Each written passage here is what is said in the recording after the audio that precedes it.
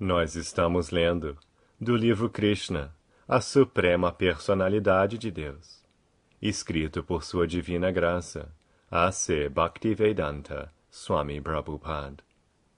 Capítulo 10. A Libertação de Nalakuvara e Manigriva.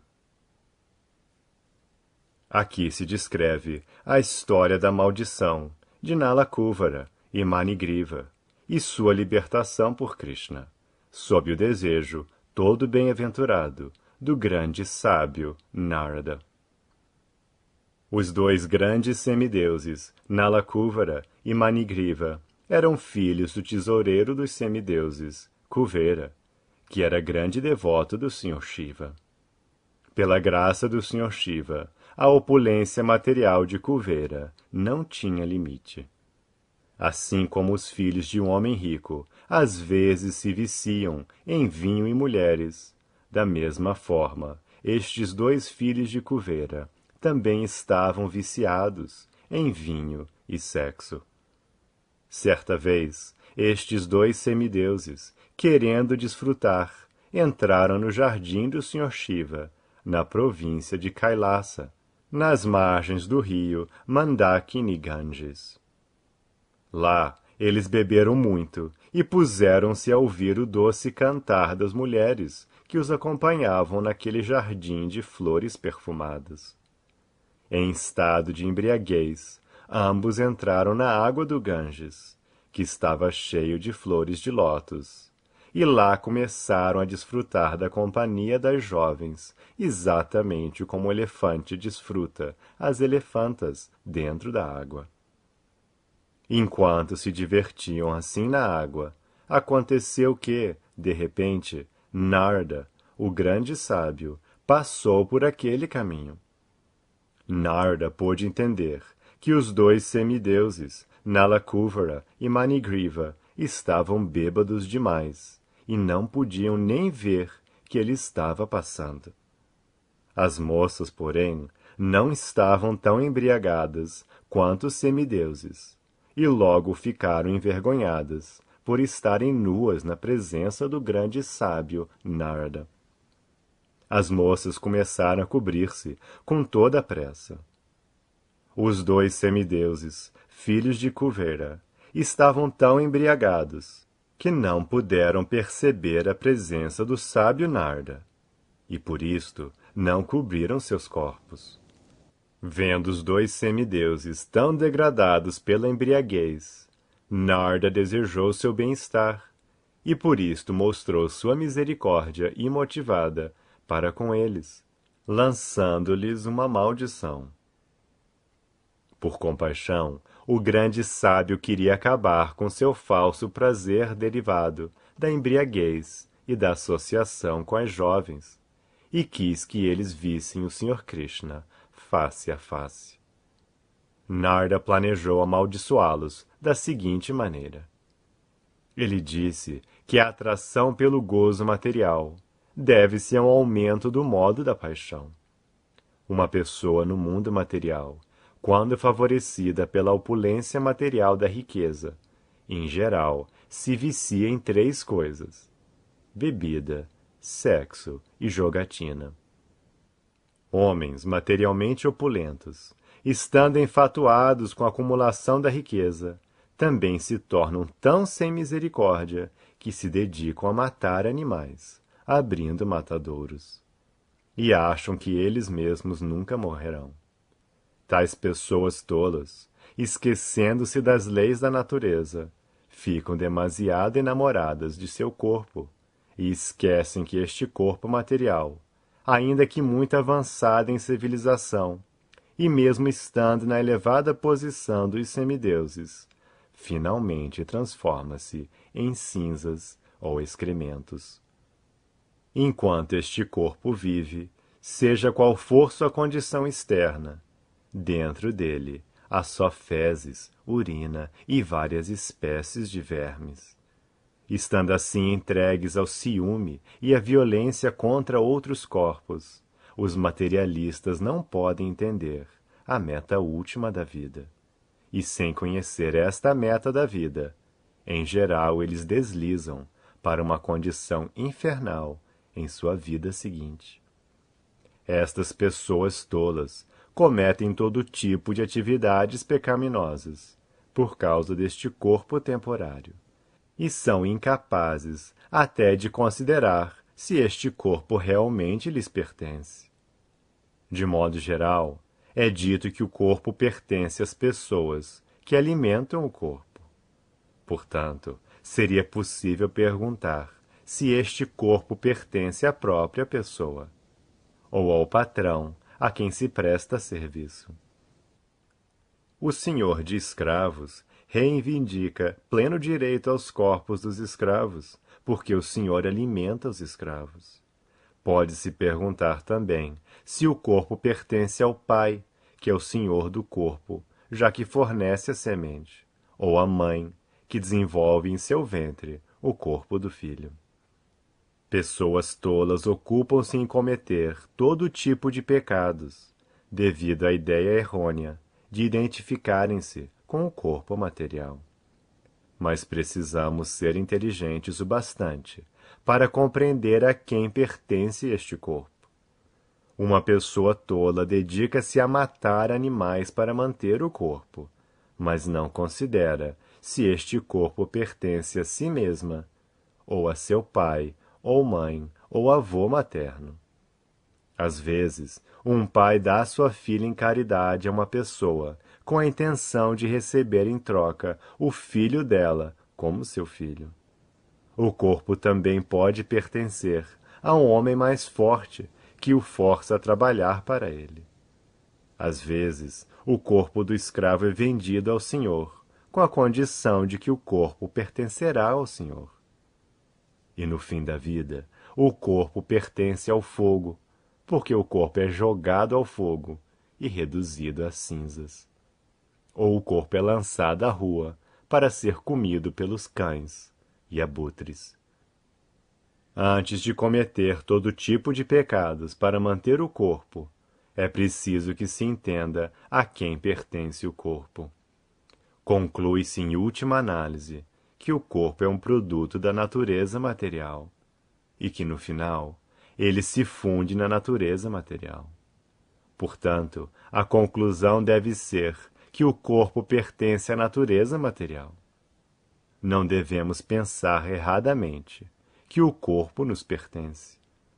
Porque deveria alguém se entregar à matança apenas para manter um bem falso? Porque se deveriam matar animais inocentes para manter o corpo?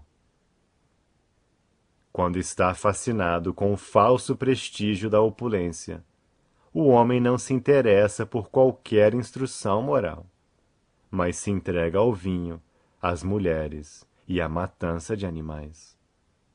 Nestas circunstâncias, um homem pobre está em melhor situação, porque um homem pobre pensa em si em relação com outros corpos.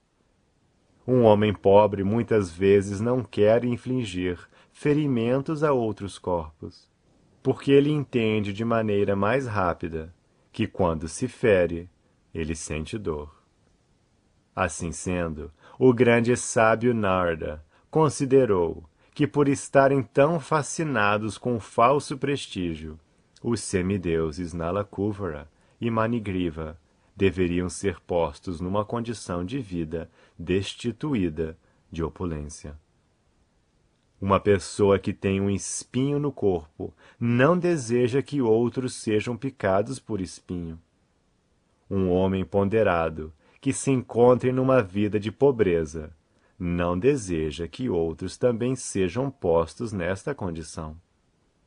Em geral, vê-se que alguém que começou numa vida de pobreza e enriqueceu, cria alguma espécie de instituição de caridade no fim de sua vida, para que outros homens aflitos pela pobreza possam se beneficiar.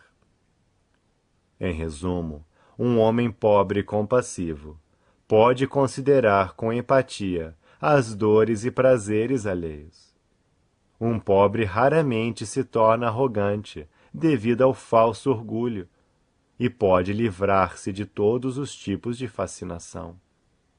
Ele pode ficar satisfeito com qualquer coisa que consiga para sua manutenção, pela graça do Senhor.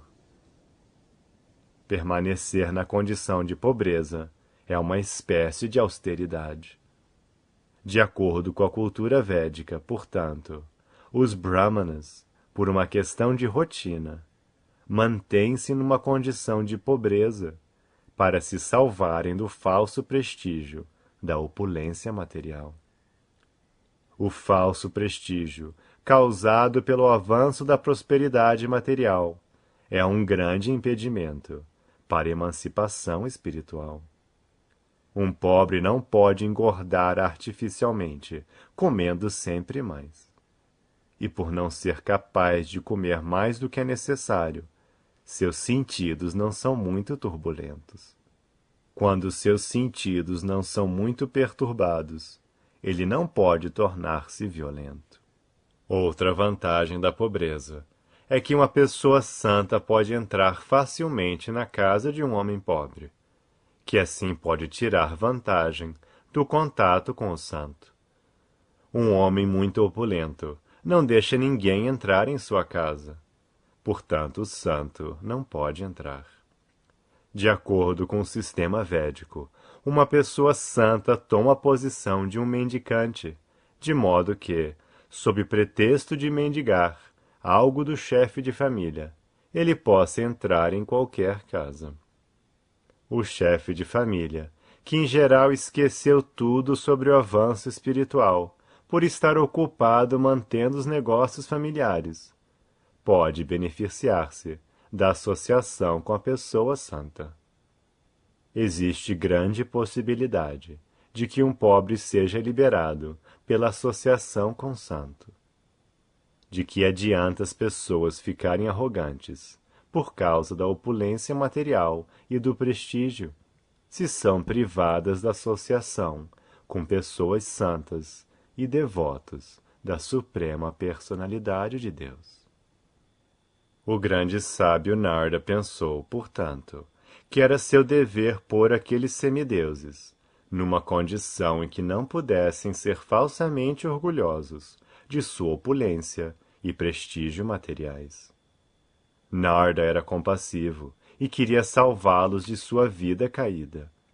Eles estavam no modo da escuridão e, sendo, portanto, incapazes de controlar seus sentidos, eram viciados em vida sexual. Era o dever de uma pessoa santa como Narda salvá-los de sua condição abominável. Na vida animal, o animal não tem capacidade de compreender que está nu. Mas Kuvera era o tesoureiro dos semideuses, um homem muito responsável. E Nala Kuvera e Manigriva eram dois de seus filhos. No entanto, eles se tornaram tão animalescos e irresponsáveis que, por causa da embriaguez, não podiam entender que estavam nus. Cobrir a parte de baixo do corpo é um princípio da civilização humana. E quando homens e mulheres se esquecem deste princípio, eles não são melhores que os animais. Narda, portanto, pensou que o melhor castigo para eles era torná-los entidades vivas inertes, ou árvores. As árvores são, pelas leis da natureza, inertes. Embora estejam cobertas pelo modo da ignorância, as árvores não podem fazer mal. O grande sábio Narda achou conveniente que, por sua misericórdia, os irmãos fossem punidos, tornando-se árvores, mas que continuassem a conservar sua memória, para poderem saber por que estavam sendo punidos. Depois de mudar de corpo, uma entidade viva geralmente esquece sua vida anterior, mas em casos especiais, ela pode lembrar-se, pela graça do Senhor, como aconteceu com Nala Kuvera e Manigriva. O sábio Narda, portanto, decidiu que os dois semideuses permanecessem durante 100 anos, do tempo dos semideuses, em forma de árvores. Depois disto, eles seriam tão afortunados que, pela misericórdia imotivada de Deus, veriam-no como a pessoa suprema, face a face. E então seriam promovidos outra vez à vida de semideuses e grandes devotos do Senhor. Depois disso, o grande sábio Narda regressou à sua morada, chamada Narayana Ashrama, e os dois semideuses foram transformados em árvores, conhecida como árvores gêmeas Arjuna. Os dois semideuses foram favorecidos pela misericórdia imotivada de Narda e receberam a oportunidade de crescer no quintal de Nanda e ver o Senhor Krishna face a face. Embora estivesse amarrado ao pilão de madeira, o menino Krishna começou a engatinhar em direção às árvores gêmeas, a fim de realizar a profecia de seu grande devoto Narda. O Sr. Krishna sabia que Narda era seu grande devoto e que as árvores que se erguiam diante dele, como duas árvores gêmeas Arjuna, eram de fato os filhos de Kuvera. Devo agora cumprir as palavras de meu grande devoto Narda, pensou. Então ele começou a avançar através do espaço entre as duas árvores. Embora Krishna fosse capaz de atravessar a passagem, o grande pilão de madeira prendeu-se horizontalmente entre as duas árvores. Aproveitando-se disso, o Sr. Krishna começou a puxar a corda amarrada ao pilão com muita força. Logo que ele puxou, as duas árvores, com todos os galhos e membros, caíram imediatamente, fazendo um grande barulho. Das duas árvores quebradas caídas, saíram duas grandes entidades, brilhantes como fogo ardente. Todas as direções ficaram iluminadas e belas devido à presença deles. Os dois corpos purificados imediatamente se apresentaram ao menino Krishna e inclinaram-se para oferecer seus respeitos e orações, com as seguintes palavras: Querido Sr. Krishna, você é a personalidade original de Deus, Senhor de todos os poderes místicos. Brahmanas eruditos sabem muito bem que esta manifestação cósmica é uma expansão de suas potências, que algumas vezes se manifestam e outras vezes ficam imanifestas. Você é quem concede originalmente a vida, o corpo e os sentidos para todos os seres vivos. Você é o Deus eterno, o Senhor Vishnu, que é onipenetrante, o controlador imperecível de tudo e o tempo eterno.